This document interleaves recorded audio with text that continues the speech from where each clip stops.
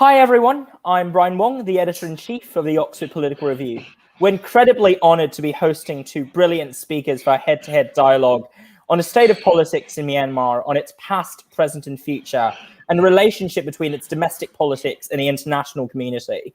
2 weeks back, we held a panel that featured activists and folks on the ground commenting on Myanmar's current affairs. And today it gives me great pleasure to welcome two esteemed and distinguished guests to join us today. First, we have Professor Melissa Crouch, Professor and Associate Dean of Research at the Law School, UNSW. She established and runs the Southeast Asia Law and Policy Forum at UNSW Law, and an expert in the fields of comparative constitutional law, law and society, and law and religion. She's also the author of The Constitution of Myanmar, a contextual analysis published in 2019 by Hart Publishing. And second, we have Charles Petrie, a veteran diplomat, international policy advocate, and one of the leading experts and practitioners in the world on conflict mediation and resolution. He was the UNDP Resident Representative for Myanmar from mid-2003 to the end of 2007. He resigned from the UN at the end of 2010 at the level of Assistant Secretary General as the Executive Representative of the Secretary General for Burundi. It is truly our pleasure and honor to have the both of you with us today. So thank you so much for joining us. Thank you. Thank you. So I just want to get the conversation right off the ground with, I guess, a question concerning Myanmar and how things stand right now. Do you both see Myanmar as going through a transformative moment? And if so, how so? Perhaps we can start with Charles on this one. Yeah, maybe just a little correction. I was actually the UN Resident Humanitarian Coordinator in Myanmar. UNDP was but apologies. Yes, no. Just because anyway. For me, I think Myanmar is going through a transformative moment. I think the coup, in many ways, on the 1st of February, has actually opened up a Pandora's box. What defines the transformative moment is the rise of a new generation, a generation that has a sustained presence in the streets, of course, being able to use social media, very much in line with many of the other protest movements we've seen in the rest of the world. But what I find uniquely transformative about this movement is they've broken the back of the democracy-peace divide that existed before. You know, until one could argue almost the 1st of February, you had two different dynamics at play in Myanmar. You had the democratization movement, very much Bamar-led, and then you had the peace movement, the peace process movement, which was very much, which very much involved the other ethnic groups. And what we saw over time is that they really didn't, they didn't support each other. When you had the Saffron Revolution in 2007, the ethnic groups, the ethnic armed groups were relatively silent. With the peace process, of which from 2012 to 2015, the ceasefire process, of which I was invited to be involved, let's say, to a certain extent.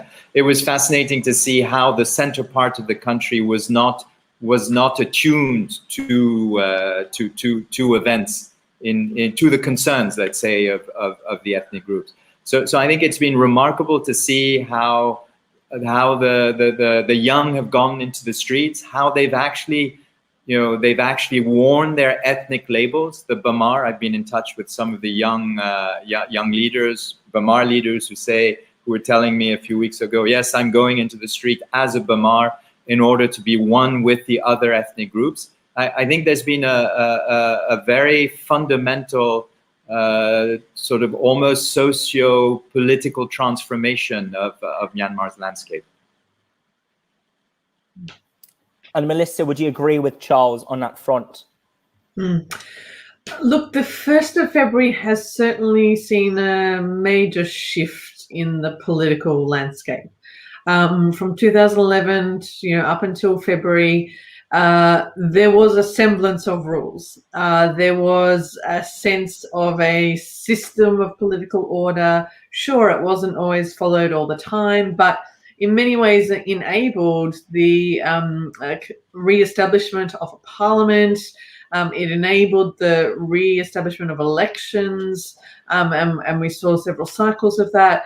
But from 1st of February, I think that has changed everything, and very much in a very negative and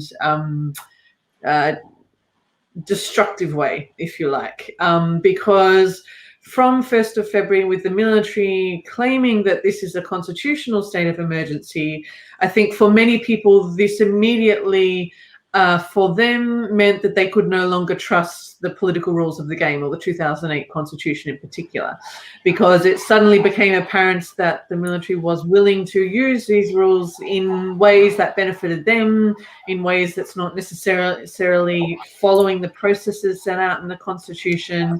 And so I think a huge amount of disillusionment around that political framework has set in.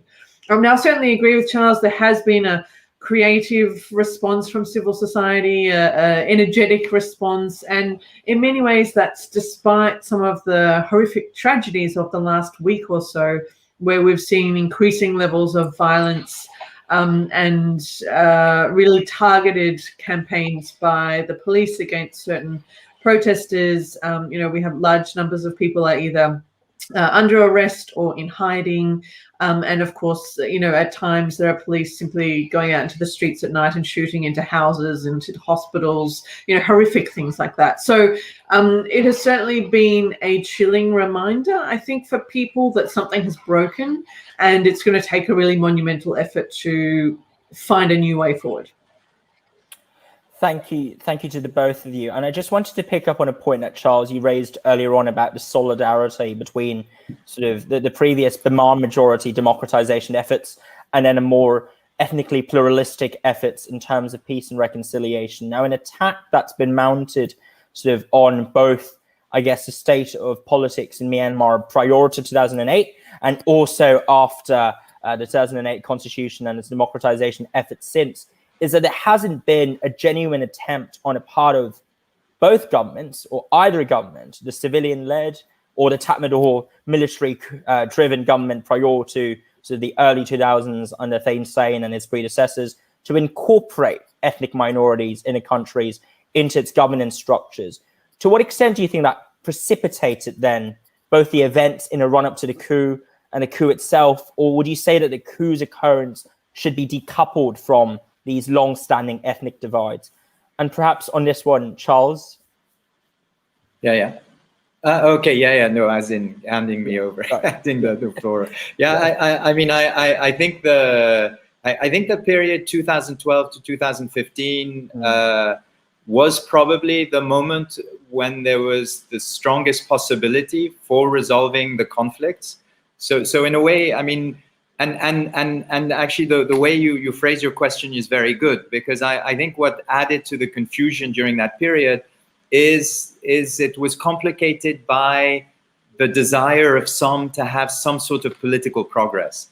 So rather than sequence a ceasefire, trying to get the ceasefires, focusing on stopping the fighting and then moving on to something more complete, there was a conflation of both, and it was very logical, because there were ceasefires under Kin Yunt in the early 1990s, and these ceasefires were reached on the basis and promise of some sort of political representation, and that never materialized. So I think what we saw during the 2012-2015, the one of the reasons why these ceasefires and maybe progress didn't go as fast and as far as it could have, is because of the legacy of the earlier ceasefires. In terms of the lead up to the coup, I'm not I'm sure not as well briefed as Melissa or Ware or as many others. I mean, some say that it was possible to track the lead up to the coup, that there were signs and that there were sort of tensions between Aung San Suu Kyi, the military, and whatever.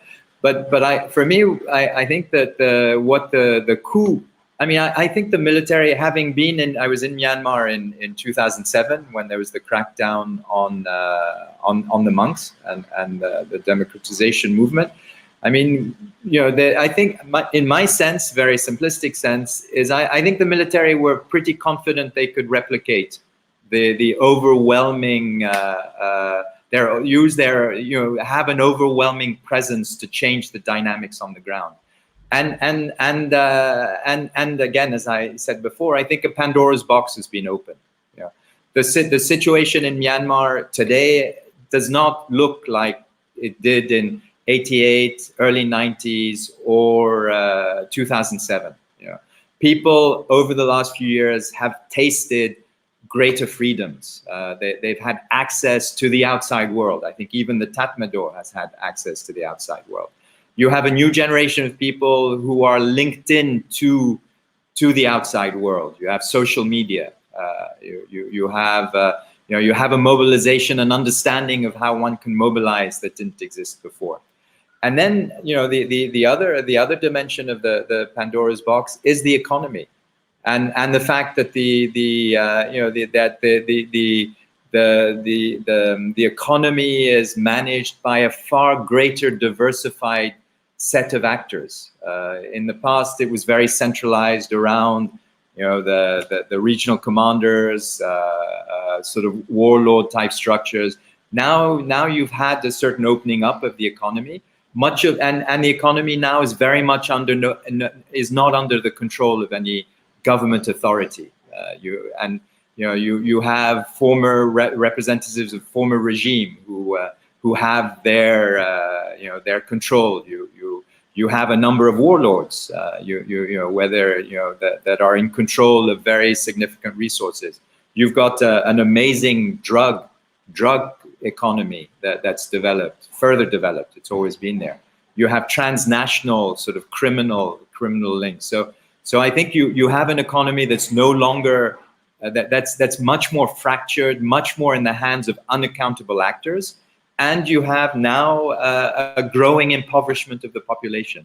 I mean, the last 2 months, the economy has been fundamentally disrupted, and people are being pushed into to greater levels of destitution. So I think you have an overall economic environment that is much more volatile than it was before. Thank you for that. And I wanted to actually pick up on what you said about the decentralization of powers and devolution, because I think, Melissa, your work on the Constitution sort of allows you an unparalleled insight into essentially how de facto and de jure power operates in Myanmar. And I guess one question I had was, whilst there certainly is diversification in the actors in terms of their individual interests and factionalism, some have argued that fundamentally the Tatmadaw or remnants of previous members of the army or the Tatmadaw remain still at the top of the pecking order, really. So yes, they're different actors, but are all from the same clan. So I wanted to bring in Melissa here to see what your thoughts are on this front. Yeah, sure. Maybe if I can just go back to something Charles mentioned in the question that you had on the relationship between pro-democratic actors and ethnic parties in particular. So one of the things that I think happened after the November 2020 election, so, we saw again an overwhelming victory for the National League for Democracy, Aung San Suu Kyi's political party. After that, while I think that was, again, a disappointment for minority ethnic political parties, the NLD did announce that it wanted to form or intended to form a national unity government.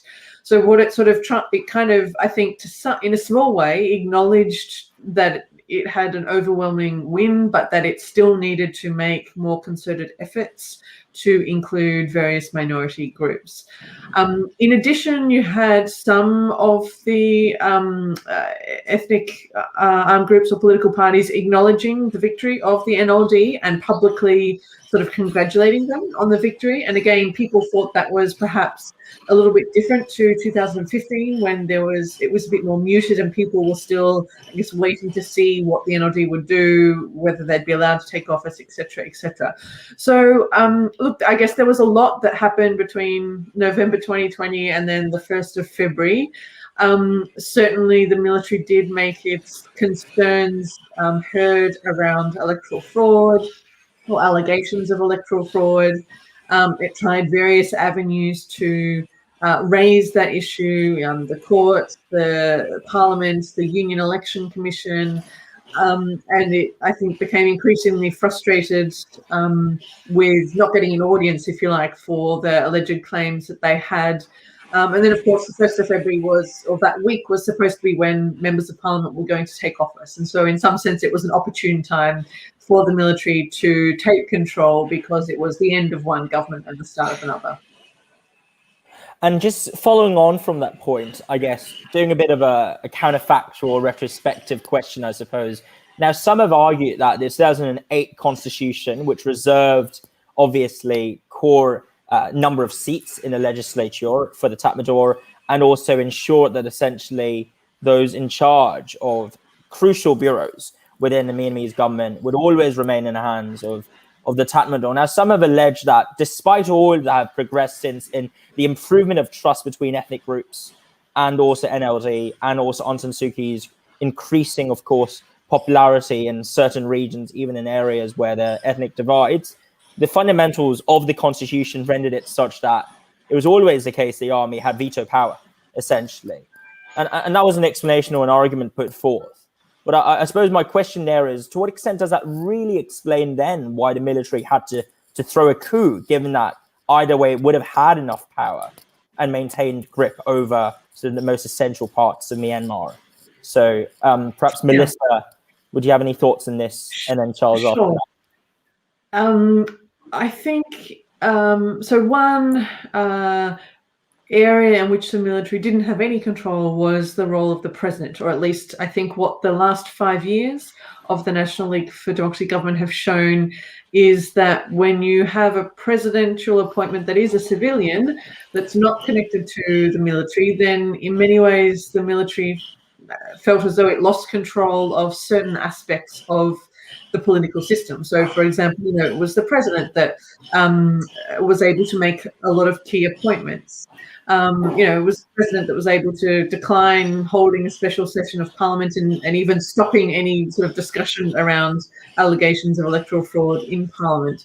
And so I think there was probably a concern that maybe the office of the president in particular should be one that is back under military control. And obviously the commander-in-chief himself, Min Aung Hlaing, he is coming up to be 65 this year, which is the age for retirement of the commander-in-chief. So there were always questions about whether he would step down or find some way to stay on, or whether he had other ambitions. And so I think the coup now, clearly gives, he claims the mandate, if you like, now to lead the country perhaps for a year, perhaps longer. So I think the role of the president is one. What was the other aspect to your question? So it was more that was the coup really necessary, given that it would maintain such sort of firm grip over most of the departments that mattered anyway?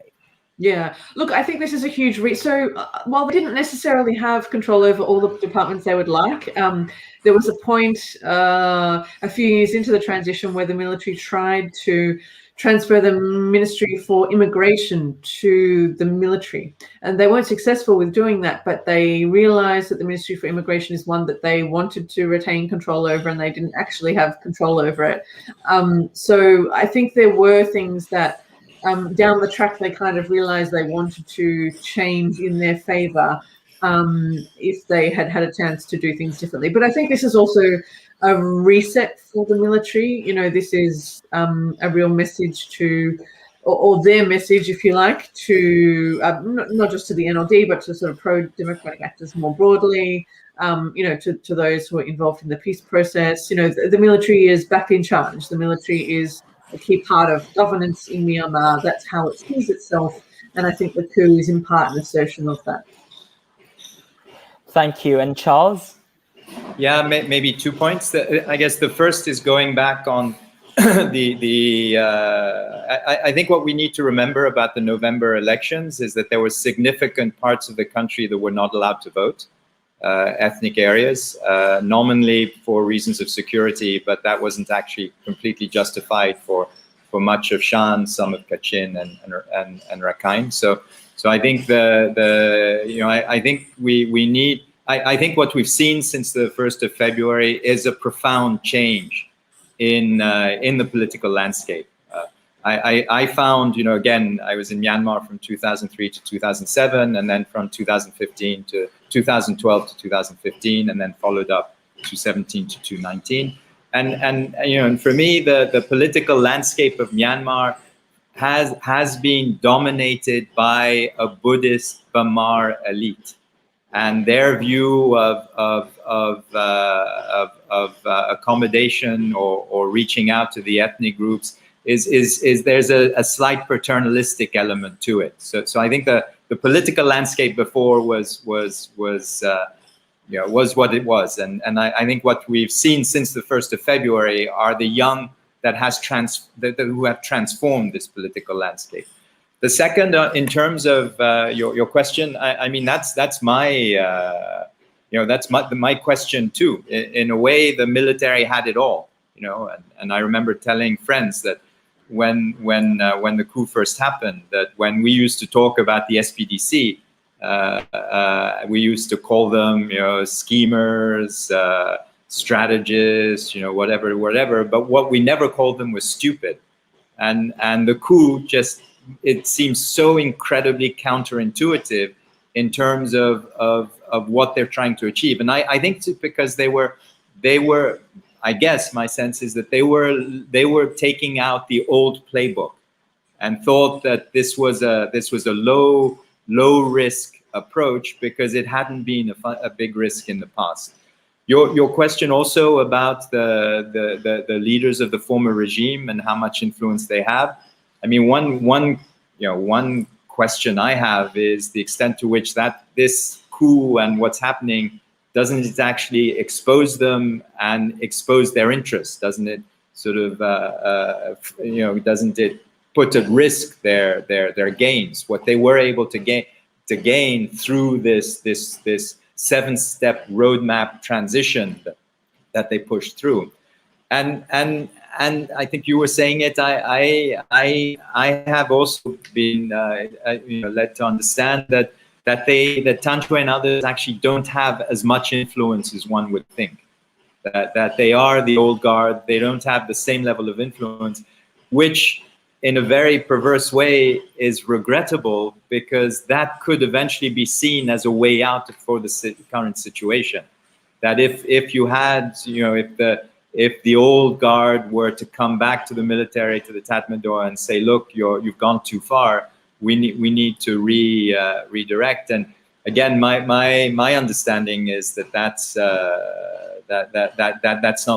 not there. That they don't have that level of leverage or relevance today. And again, when I talk about their interests being jeopardized, it's in part also because of the economic impact this coup will have on the country. And actually, that's a perfect point, because I wanted to ask you, Charles, or in general, both you and Melissa. Now, on the argument about the Tatmadaw, a lot of international media or accounts tend to portray it as a homogenous entity. It's the army versus the people. But from what you've said just then, I think in general, we can gather that there are clearly factions and also parties within the Myanmar's army. It's not a homogenous entity. And I guess a suggestion I had, or a thought I had, is, might it be possible for the international community to work with the sort of old guard, who are ironically more open-minded or reformist than the current bunch who are in power, to try and offer them the economic assistance or, I guess, supply of resources in order for them to win the factionalist dispute or struggle for power? Now, this might sound quite absurd and certainly a pretty audacious at best or impetuous thought, but I wanted to hear what you might have to say on that, perhaps Melissa and then Charles in that order as well. Look, I think we don't know enough at this stage. Certainly there's been some fake news around this. So I think there was some fake news claiming that Shweman and Thein Sein had signed a letter supporting the NLD. That's pretty fanciful. So I think it has been difficult because there is actually a lot of information online. Sometimes it can be hard to verify. And there is a sense, that even people who are close to things, whether it's a suspicion of China being involved or whatever it might be, there have been those, I guess, concerns around fake news. But I think, look, sure, there are some, I think, relatively minor reports of police defecting. I don't think we're seeing at this stage, a split in the military. I don't think there's evidence of that yet. Certainly, obviously, that would be, in a hypothetical world, if a split in the military could potentially be one thing that would go in favour of those who would like this coup to end quickly. But I think at this stage we just don't know that. That's very fair. And Charles? I mean, I agree with your point, and that I saw during the Saffron Revolution, that and even before. I mean, the years I engaged with the SPDC is that the groups are not homogenous. There are different strands, different trends, generational interests, and clearly, one would, I think what's happened since the coup is in 88, 90, even 2007, the military were able to develop this narrative of a political aggression, that they were confronting an organized force that was trying to destroy them. I think that narrative is a lot more difficult to hold. One, given the nature of the people in the streets, but also seeing how the administration itself is fracturing. The perm rep in New York, the position taken, more nuanced position taken by the Myanmar embassy in Washington. So I think that story is no longer. I mean, it's not as easy to maintain. So I would be surprised were there not to be sort of different tensions, different views within the Tatmadaw. But then again, it's a military force. So the longer this lasts, the greater the stronger the cohesion that's going to be developed within the force. Because the more it lasts, the greater the fact that any form of internal dissension will be seen as treacherous. You cannot go against the military. You are in the military. You have a loyalty towards the military. So I think in the immediate, and again I agree with Melissa. I think there's a lot of wishful thinking in terms of the fake news. In the immediate, well, let me put it differently. I don't think it would be. I don't think there's sufficient credibility to this idea to build a strategy on it. I think quite the opposite. I think in the immediate, short term, the Tatmadaw will be a very cohesive entity because of the implications of a senior officer going against the command that has been given. I mean, they are military. Military are not political movements. Although military can be political, but they are disciplined and have been taught to be disciplined. So I think it's more in the longer term. I think there could very well be longer term ramifications and implications of what's happened, but in the immediate, I wouldn't count on that as being part of a strategy to resolve the situation. And on the subject of a strategy for the situation, I guess one question I want to raise here is sort of segueing into the international community section of our discussion today. What exactly do we think ASEAN states, for instance, who have been arguably the most vocal within a region as compared with, say, India or China, ASEAN has taken a relatively clear stance under the joint leadership of both Indonesia and I guess to a lesser extent Singapore, although Singapore has been ambivalent somewhat. What can ASEAN states realistically do in a way that would constitute a short-term to medium-term strategy, in your opinion, Charles? Well, I think the first thing is also to understand that and I think their actions and their statements that China's very, very uncomfortable with what's happened. So I think they are also grappling with what's happening. In terms of ASEAN, yes, I think ASEAN is the conduit or are actually the key actors that can potentially help resolve this situation. You also, I mean, within ASEAN, you seem to have very different approaches. I understand yesterday or the day before, Thailand issued a decree saying that all protesters in Thailand who are from Myanmar will have their visas revoked if they protest. So I think there's tensions there. I think that above all, ASEAN is much more central in terms of possibly being an actor that can help resolve the situation, because the West, I think, is increasingly less. I think the West has used a lot of its cards around the Rohingya issue, and has been very vocal and pushed very hard. I also think that to a certain extent, the West is also going back to the old playbook of trying to sanction, contain, and that.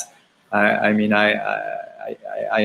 think the leverage that the West has far less leverage today than it did under the SPDC, and in fact the commander-in-chief told the special envoy that they're okay with sanctions. They weathered sanctions in the past. They can weather sanctions now. My concern with sanctions is the impact it will have on the people. The impact it will have. I mean, the economy. The economy is in a disastrous situation. Banks aren't working. Import of drugs are drying up. The situation in Myanmar is getting beyond desperate in terms of the average person, and that's where I fully support and agree with Thantu Mintu's view that Myanmar is dangerously close to becoming a failed state. Or no, he didn't say that. He's much more intelligent and analytical. But his view is that there's a very serious risk, or the risk that Myanmar becomes a failed state should not be discounted. And I fully agree with him. I think the conditions of an implosion of the central authority, a growing population that has absolutely nothing, completely destitute, warlords, criminal economic actors who will be able to gain much greater autonomy and control over the areas they're exploiting. All of those are elements of an exploding failed state, and one should not discount that possible outcome for Myanmar.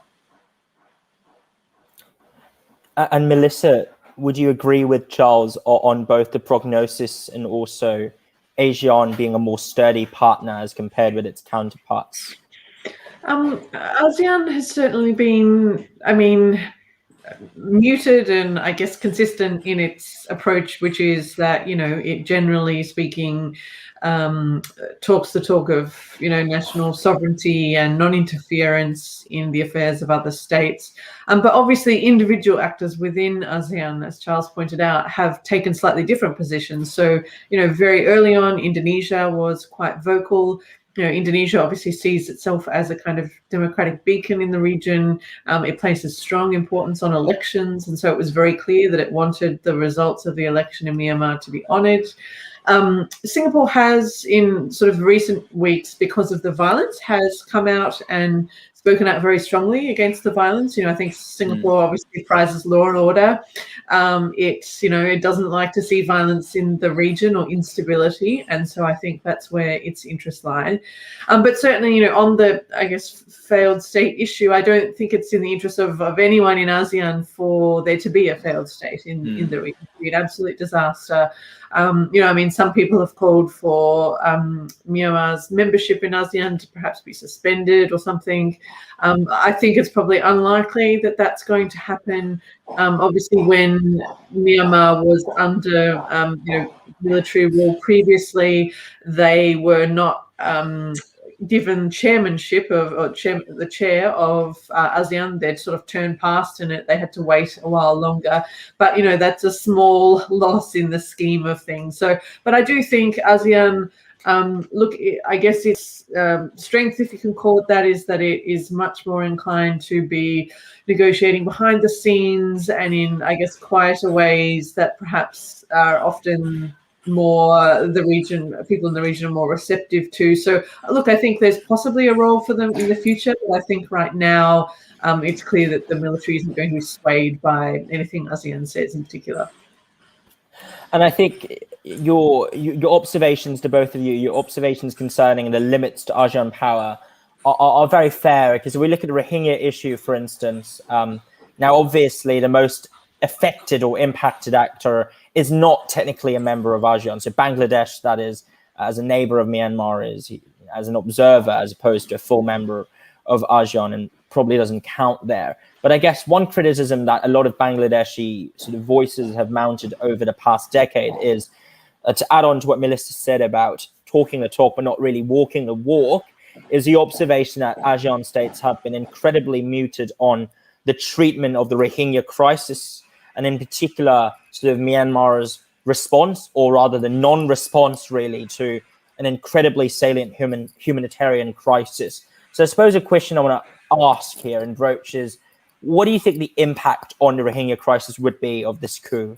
And secondly, to what extent are we going to see a change in winds or attitudes from Myanmar's neighbors now that we see the political ticking bomb exploding into an actual, well, disaster, really? So I guess, Melissa? Yeah, look, I think it depends on the path going forward. So let's say, for example, the military's in power for a year or two, and then it does what it says it is going to do, which is it holds a new election.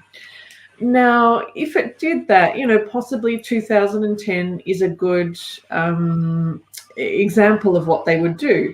The military knows that in certain parts of the country, it doesn't have control, and it needs people from those different groups to run for seats in that area, but to be either to run through the, as a member of the USDP, or to be aligned with the USDP. And of course, even in 2010 was when there were 3 Rohingya members of parliament who ran with the USDP and who took office, and in many ways were, had the military was conscious that at that time, Northern Rakhine State, wouldn't have been possible for them to win without someone who is from that region. Of course, the complexity now is that there's very few people left in Northern Rakhine State because of the crisis. So I think an election is not necessarily going to be a way. The military is not going to, I think, place a lot of emphasis on trying to buy the Rohingya vote, if you like, because it's not an issue anymore. And I cannot see that there is a lot for them to gain by actively trying to help those who have fled to return to Myanmar. I think the military would be more focused on, other ethnic groups in the country, whether it's Shan State, Kachin State, and trying to ensure that they had those groups on side. And Charles, do you agree with Melissa on that? Yeah, no, I think it's I do. I think what one needs also to understand about Myanmar is the deep-seated fear of Islam that exists throughout the country, and is deeply, deeply felt. I remember talking to people who would mention Indonesia and Malaysia as examples of Buddhist countries that were overwhelmed by Islam. So in many ways, you could argue that the Rohingya issue, which is a compounded issue, it's got an Muslim component to it, but it's got sort of a stateless group component to it. And so in many ways, you could argue that Myanmar has resolved their problem by pushing them out.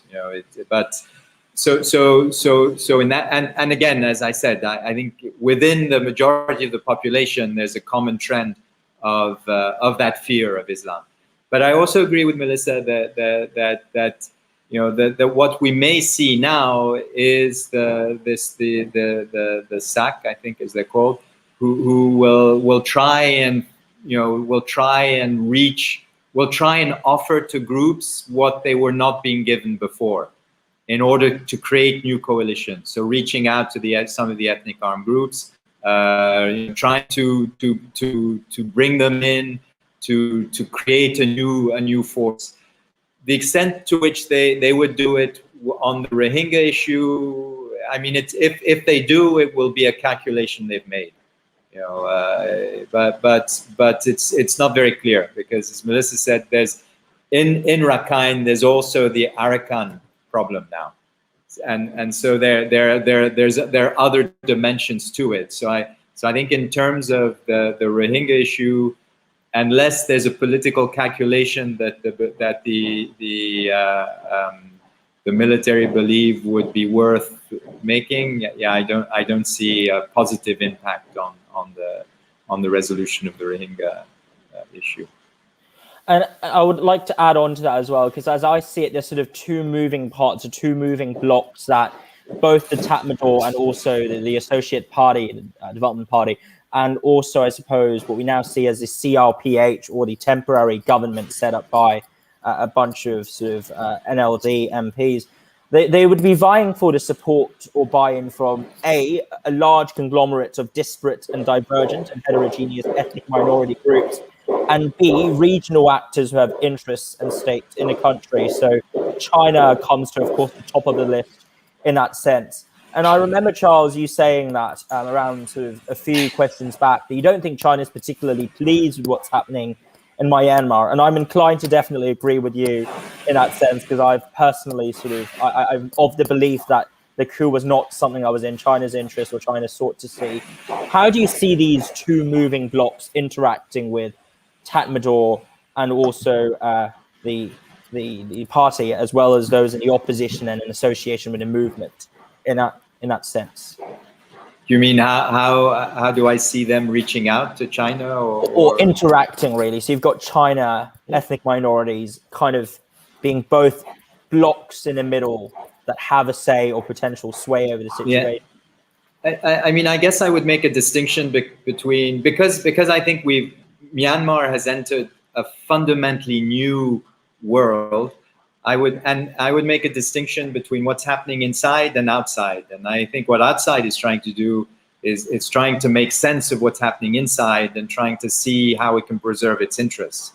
And definitely, I think China, it's a very strong concern, because Myanmar, or this, you know, the pipeline is such an integral part of their one belt, one road strategy.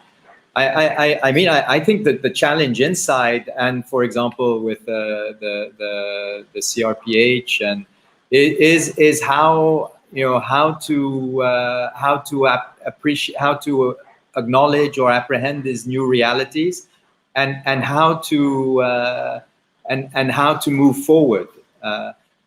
For me right now, the biggest danger for the CRPH, to a certain extent, is the embrace of the West. And the risk that the CRPH become another one of these what used to be the NCGUB, which was under the SPDC period, was the movement in exile, the supposed government in exile, and as a result have very little influence, or become actually very, very relevant.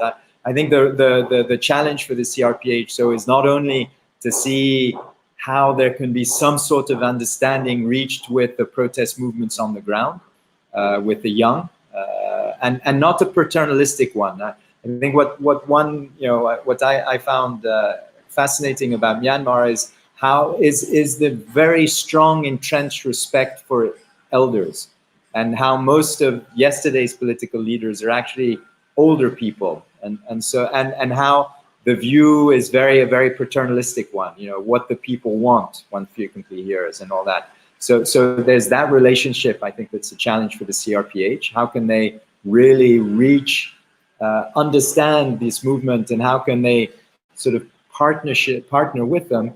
And then the CRPH's other big challenge is how can they ensure that they don't confuse the situation in New York and Washington with the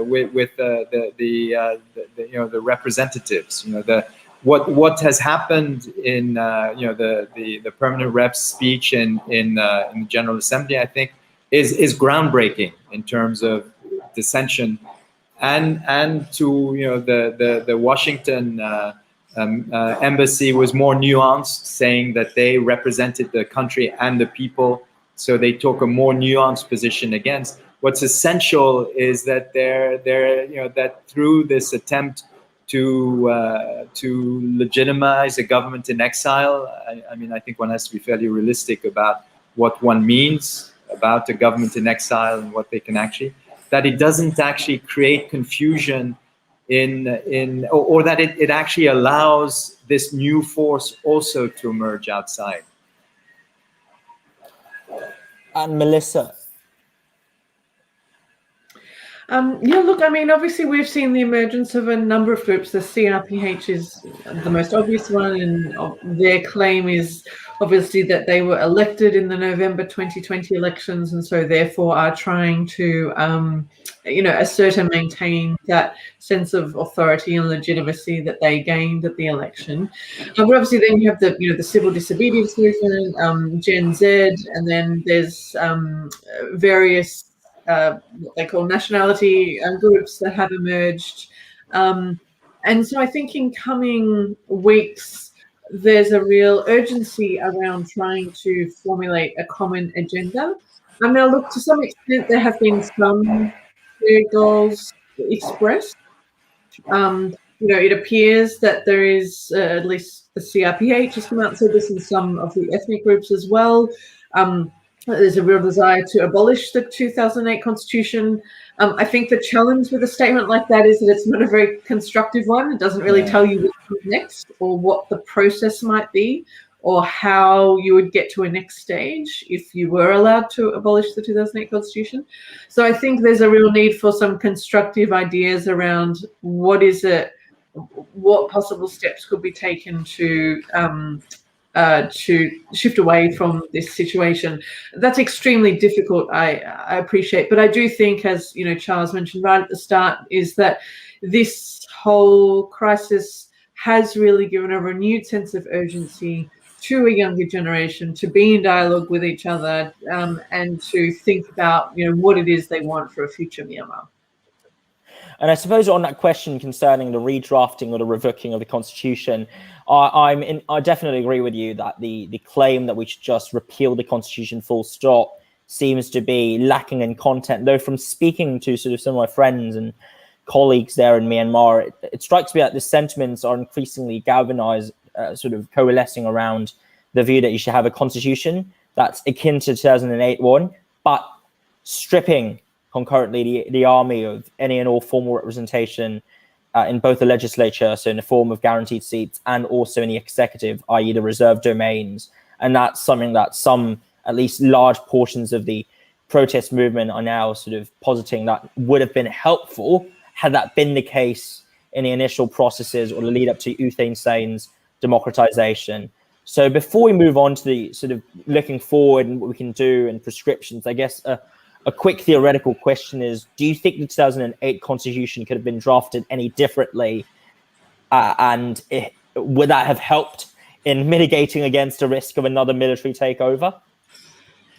So I guess we need to keep in mind that the 2008 constitution was largely drafted by the military back in the 1990s. So I guess the question is perhaps more around, could there have been more substantive proposals for amendment in the last 10 years, let's say. And I think you're right that there were certain issues that were kind of always off the table. Now, on one hand, to some extent, the peace process was dealing, although very slowly, with some of those issues. So the National Ceasefire Agreement and then the Union Accord did seem to indicate, that there would be some process of disarmament, at least for armed groups. But you're right that I think it never got to some of the key issues that particularly pro-democratic actors, always pick up on, which is, the ongoing role of the military. I think one of the reasons why the CRPH perhaps has put out this statement around abolishing the 2008 constitution is that this was really a demand of ethnic groups, and who wanted to see the CRPH be stronger in their commitment to a federal system, a federal democratic system, and who wanted to have, kind of a new opportunity to change things. So I think that's perhaps where it comes from. I think there were possible alternatives. I think something that might have maybe not inflamed the situation so much, but diffused it a bit more is, if the CRPH had said, well, one, obviously we want power transferred back to us, but two, we want a commitment that we're able to hold a referendum to decide should we draft a new constitution or not, and to kind of get a mandate from the people for that as a way of showing the military that, look, the game is over with the 2008 constitution.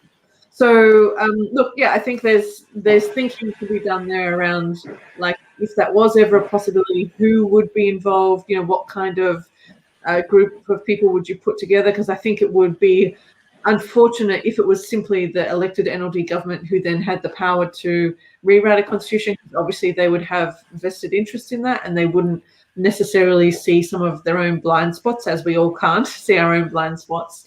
So I think there's more thinking to be done there around I guess what I've always tried to emphasize as well, people have often focused on the substance, and of course the substance of the political framework in terms of, is it federal or not, and so on. That's important, but the process is important too. Are you going to get people involved? Is it going to be a democratic process of constitution making? So I think it's important to keep that in mind. And Charles? Yeah, I think what we need to remember, your question, had the constitution been different, would it possibly have averted the coup? Of course, the answer is yes. But then the question, could the constitution have been different? The answer is no. Because what we need to understand is that the constitution was part of a transition that the military, Tanchwe and others, had embarked upon. It was the 7-step roadmap. And it was, it was leading to, as they put it, disciplined democracy. So I think the constitution is a fundamental component of the vision the SPDC had and has of how they're going to transfer power to the civilian, of which they then become the key actors. So I think the other thing to remember about the military is they see themselves as the guarantor of the integrity of the state. They are the ones who are keeping Myanmar together. They've been fighting communist insurgents. They've been fighting, all of the different ethnic insurgencies. So one can't take the constitution out of their vision of what their role is and the legacy they're giving the country. I think that the talk about changing the constitution now, it's a little bit premature. One, as I think we've all said, it's very provocative in terms of but it's a little bit premature, because right now what needs to be stopped are the killings, the killings, the arrests. And what needs to be addressed is the dramatic slide of the economy over the abyss. I understand, I was told that drugs for malaria will run out in a few weeks. HIV retroviral drugs will run out even before. The banks aren't working. People are using what little reserves they had just to survive. They're left in total destitution. I think those are the issues. There's some really fundamental survival and governance issues that need to be addressed. The constitution is nice, but it's not today's problem. It has the changing of the constitution has to be an outcome of a resolution to the current slide towards the abyss. And on that, actually, we come to, I guess, the question embedded in our title today, which is what can, I guess, we do when sanctions don't seem to work? They backfire and hurt the people. Condemnation is good, sounds nice, but it's quite vacuous because it doesn't deliver anything in practice. Aid could theoretically be maintained and dialed up, but it's not clear if the Tatmadaw would grant that, given the current sort of killings and persecution that's happening on the ground. And I guess the question then is, what really can we do as all folks who are, I guess, privileged to be outside the country right now, but also have the ability, hopefully, to make a difference to domestic or international organizations? And perhaps we can start with Charles on that front.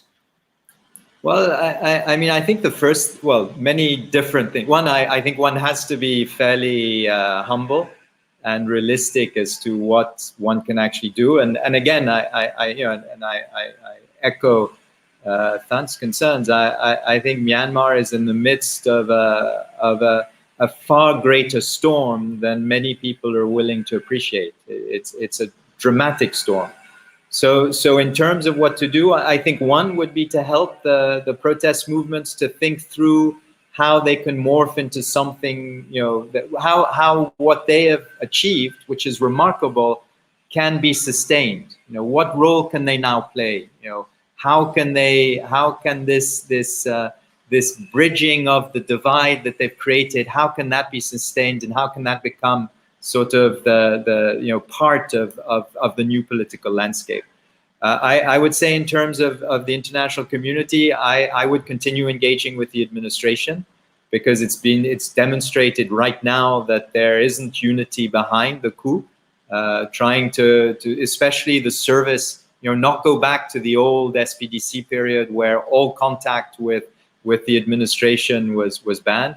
I mean, the service providing parts, I think one needs to continue engaging with them.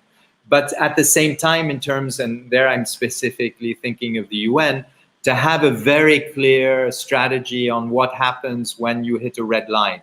The moment the administration is seen to become an integral part of a new oppressive regime, then you need to be able to stop. And you need to, I think, engaging with civil society, continuing to engage and support civil society. I think right now also very much focus on providing essential, not only essential relief in terms of humanitarian, but really providing health supports, addressing the diseases, and keeping these very, very fragile networks alive. I would think again the West, engage with the Tatmadaw, with people within the Tatmadaw, just to try and tell them, you guys are this is this is well beyond anything you can imagine. This is worse than your worst nightmare possibly developing in Myanmar. We need to deal with this, and then of course engaging with ASEAN and using ASEAN. So engagement for me, the message is intelligent, principled engagement. Thank you, Charles. And Melissa? Yeah. So I think it's easy for us to forget that, not so long ago, Myanmar was still grappling with COVID-19. And as Charles has said, I mean, I think has kind of implied from some of the things he said, if you look back to last year, I mean, COVID-19 had a huge impact on the Myanmar economy, as well as being a major health crisis. And so this coup comes on the back of that, if you like. So it comes on the back of, I guess, a year of great stress economically and socially. And so I think it is important where possible for governments to continue, aid programs where it's able to be delivered directly to sort of civil society, or, where it's specifically around COVID-19, because it's, I think it's fairly clear from a glance that the health infrastructure in Myanmar is minimal at best, and at the moment perhaps not even functioning because of the protests. And so I think, at some point there will really need to be attention to that. I think the other is that, given the military has said it's likely to be in power for at least 1 year, maybe 2, there's a challenge of keeping this on the agenda. So I think for those of us outside of the country, it's about making sure that our governments don't forget about this. I know for now it's still, the flavor of the month, but, a month or 2 from now, 6 months from now, a year from now, this is something that our governments need to keep on the agenda. And as Charles said, keep talking about. I think the last is perhaps just around, the private sector. And I think already we've seen, strong messages being sent, whether it's by Japanese companies or elsewhere, of companies actively withdrawing from partnerships that they have with military affiliated companies. And I think because of the past 10 years, that is an important development, and one that we should be continuing to, encourage and lobbying, businesses where they do have these connections to the military, or perhaps enabling the military in some ways. I think there's a responsibility there for the private sector to think seriously about how they're responding. And I think from the both of your contributions and observations, if there's a synthesis, if I may, it's the idea that engagement could be an effective and also powerful tool, but it must be selective and targeted engagement. It can't be unconditional giving and unconditional supporting. So there must be, obviously, the downside or the exit option where you impose upon them and say, unless you actually back up, a lot of our support with these reciprocated concessions, the engagement's not going to come. And I think that's a challenge for both policy practitioners and also the private sector. But as our channel and also our platform is viewed by many in the movement in Myanmar, and we're very grateful for that as well, as the final question of the day, I was just wondering if there's any sort of words you'd like protesters and folks on the ground in Myanmar to hear as sort of words of support, really, or words of encouragement and whatnot. So perhaps in this case, we can start with Melissa, and then Charles can wrap up today. Yeah, that's a nice way to end, I think. I think it's just important for those in Myanmar to know that the international community is concerned, is watching, and is very inspired by the bravery of people in Myanmar at the moment, particularly a younger generation, who are willing in many ways to put their bodies on the line for the future of their country. And I think, we probably can't say the same of that for those of us who are, safe and secure in our own countries, and we simply can't imagine that level of insecurity about the future. I think the way in which bank staff have walked off the job, the way in which civil servants have walked off the job has been really important, and I think will remain important for the movement in coming days. And so I guess it's just a message of hang in there. We all want the best for the country, and at most we also want the best for people's safety. Thank you very much, Melissa. And Charles? I mean, I would follow up on what Melissa said. I think that to say how profoundly we admire what the people of Myanmar are doing, and for them to never forget that they are on the right side of history. And on that note, I would also like to echo both of your sentiments in saying and in affirming that the courage, the audacity, and also the resilience displayed by all of you in Myanmar, you truly are an inspiration for everyone. And let's hope that the international community can offer more than just talk and words and platitudes. And with that, thank you all for watching from home. You're watching the Oxford Political Review, and we had the pleasure of hosting Charles and Melissa for our conversation today on Myanmar. Stay safe, everyone, and thank you for watching.